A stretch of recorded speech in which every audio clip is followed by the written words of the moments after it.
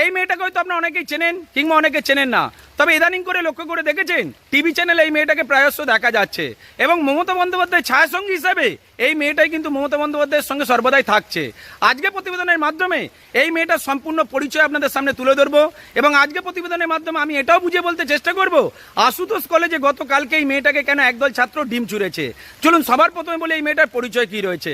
এই মেয়েটার নাম হলো উপাসনা চৌধুরী, এর আর একটা নাম হলো হেবলি। পশ্চিমবাংলার অনেক মানুষকে হেবলি বলে ডাকে, আর তার কারণ কি জানেন? এর হেবলি নামটা পাওয়ার পিছনে অনেক যুক্তি রয়েছে। যেমন ধরুন মমতা বন্দ্যোপাধ্যায় যতদিন ধরে এই পশ্চিমবাংলার ক্ষমতায় ছিলেন ততদিন কিন্তু হেবলিকে কেউ চিনত না, কারণ মমতা বন্দ্যোপাধ্যায় যতদিন মুখ্যমন্ত্রী ছিলেন মুখ্যমন্ত্রীর ডান দিকে বাঁ দিকে বড় বড় নায়িকাদের দেখা যেত, এই হেবলিকে খুঁজে পাওয়া যেত না।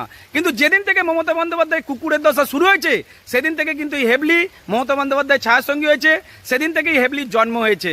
যেহেতু মমতা বন্দ্যোপাধ্যায় রসটুকু অন্যজন খাওয়ার পরেও ছিবেটা নেই হেবলি ঘুরছে বলে তাই উপাসনার নাম হয়েছে হেবলি চৌধুরী।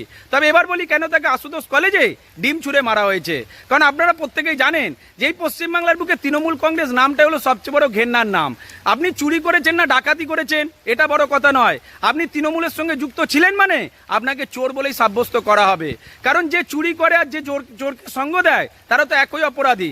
আমরা প্রতিটা মানুষই জানি আমাদের এই পশ্চিমবাংলার বুকে রক্তগুলো চুষে গিয়েছে ডাইনি বুড়ি মমতা বন্দ্যোপাধ্যায়, আর সেই ডাইনি বুড়িকে যে মা বলে ডাকছে তার মেয়েকে মানুষ ছেড়ে দেবে সেটা কি করে সম্ভব? তাই ডাইনি বুড়ির সঙ্গে যে ঘোরে তাকেও কিন্তু মানুষ ব্যবস্থা নেবে, আর এই ব্যবস্থা নিতে গিয়ে উপাসনার উপরে ডিম ছোড়া হয়েছে।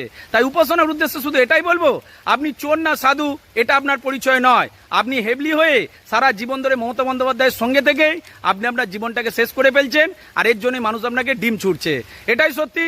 ভালো থাকবেন প্রত্যেকে। জয় হিন্দ, ভারত মাতা কি জয়।